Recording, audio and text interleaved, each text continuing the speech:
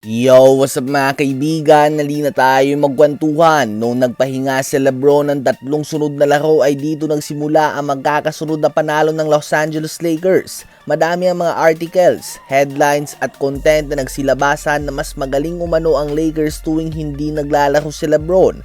Well, pagbalik niya nga ay kitang-kita nga mga kaibigan na mas magaling pa din talaga ang Lakers as long as maganda ang chemistry nilang tatlo ni Luka Doncic at Austin Reeves. Kaya naman sa post-game interview nila matapos na makuha ng Lakers ang kanilang ikawalong sunod na panalo ay natanong nga si Lebron sa kung ano ba ang masasabi niya sa mga kritiko na nagsasabi na mas magaling umano ang Lakers kapag wala siya. Ayon kay Lebron ay nagpahinga lang nga daw siya ng isang linggo. Subalit habang nakaupo nga daw siya ay inaaralan niya kung paano siya babagay kay Luka Doncic at Austin Reeves dahil ang ganda na nga daw ng nilalaro nito. Mas madali nga daw na makabenta ng mga papel at podcast kapag sinabi nila ang headline na mas mahina ang Lakers kapag wala si Lebron. Subalit nagkakamali nga daw sila dito at hindi ito totoo.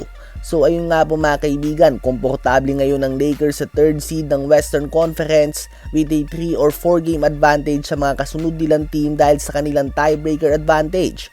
Mayroon nga silang 8 magkakasunod na panalo at 11 o 11 sa last 12 games. Ano ba masasabi nyo tungkol dito?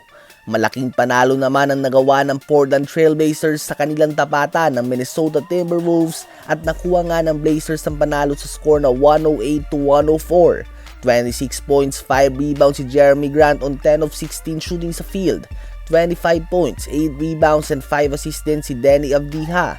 21 points, 12 rebounds, 4 assists and 3 blocks si Donovan Clingan on 9 of 13 shooting sa field. At solid 12 points, 12 assists, double-double naman ang two-time NBA champion and veteran Jrue Holiday. Malaking bagay nga ang panalo na ito para sa Blazers dahil naangatan na nga nila ang Los Angeles Clippers para sa 8th seed ng Western Conference. Ramdam nga talaga ng Minnesota Timberwolves ang kawalan ni Anthony Edwards at kailangan nga nilang manatili sa top 6 ng West habang wala pa si Ant-Man. Ang expected niya nga na pagbabalik ay sa susunod na linggo pa. Dahil sa talo na ito ng Minnesota Timberwolves ay pareho na nga sila ng Denver Nuggets, may record na 43 wins and 28 losses. Dahil nakuha din nga ng Denver Nuggets ang dikit na panalo laban sa Toronto Raptors sa score na 121-115. Nanguna ang 31 points, 5 rebounds and 6 assists ng Canadian star Jamal Murray. 23 points din si Tim Hardaway Jr. off the bench. 22 points, 8 rebounds and 9 assists si Nikola Jokic at 16 points, 5 rebounds naman si Aaron Gordon. Ano ba masasabi nyo tungkol dito? I-comment yan sa baba at aking babasahin yan. Huwag kakalimutan na mag-like, mag-subscribe at i-hit ang notification bell for more updates at kwentuhan. Maraming salamat po.